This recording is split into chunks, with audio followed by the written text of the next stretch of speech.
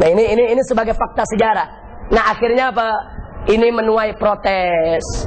Aktivis-aktivis gereja yang cerdas, yang pintar, melihat ada penyelewengan dilakukan oleh gereja, tindakan-tindakan yang dianggap tidak manusiawi, mereka protes, saudara. Di antaranya bisa kita lihat, yang memprotes kebijakan-kebijakan gereja saat itu ada Martin Luther. Itu sekitar tahun 1483-an di Jerman. Kemudian ada Rick Zwingli, itu dia protes kekuasaan gereja, itu beliau ada di Swiss. Kemudian ada John Calvin di Prancis yang juga memprotes daripada kekuasaan gereja yang berlebihan. Yang pada akhirnya gerakan Martin Luther, Rick Zwingli dengan John Calvin melahirkan aliran baru yang kita sebut dengan aliran Protestan. Nah, jadi kenapa Protestan itu lahir? Dia protes.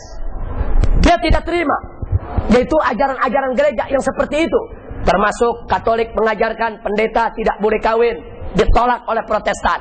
Kemudian ajaran Katolik di zaman abad pertengahan mengeluarkan sertifikat pengampunan. Jadi barang siapa yang beli sertifikat, dosanya diampuni, saudara. Ini jadi kalau orang Islam sekarang ada yang begitu nih, niru-niru Baba Paulus ini. Nah, jadi ini terjadi, diprotes oleh Protestan, termasuk keberadaan patung Bunda Maria dan patung Yesus Kristus yang mereka sebut, yang diadakan di gereja-gereja Katolik, kemudian disembah, itu juga diprotes oleh Protestan sebagai penyembahan terhadap berhala. Akhirnya Protestan ini protes, termasuk ini yang kita bicarakan tadi, bahwa ilmuwan tidak boleh ditangkap dengan karena teori penemuan ilmiahnya. Bahkan ilmu pengetahuan itu harus didorong.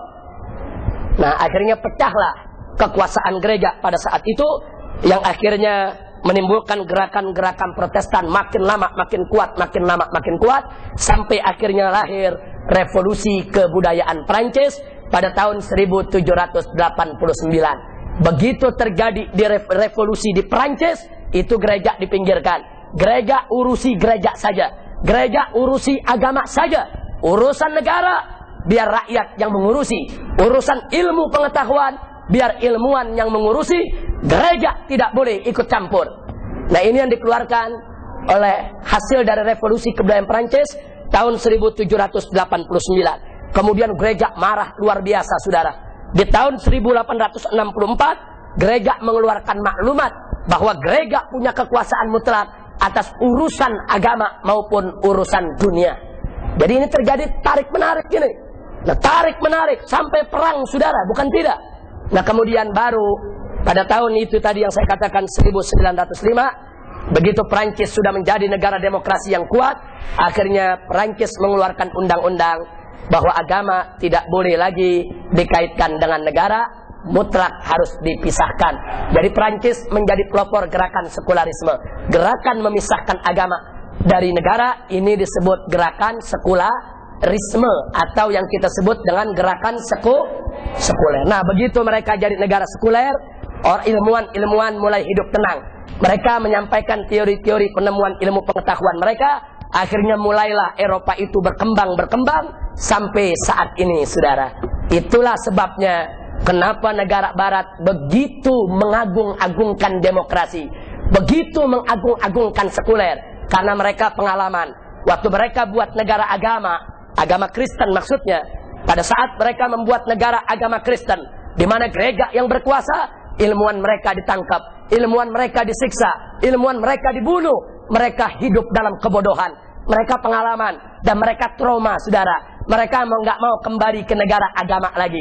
Akhirnya itulah karenanya kenapa mereka mengagung-agungkan sekuler. Bagi mereka, dengan sekuler kami bisa bebas, kami bisa cerdas, kami bisa pintar, kami bisa maju, kami bisa menemukan berbagai macam ilmu pengetahuan.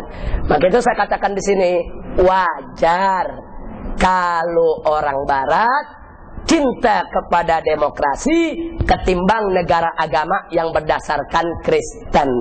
Kira-kira kalau kita lihat sejarahnya begitu, wajar tidak? Wajar.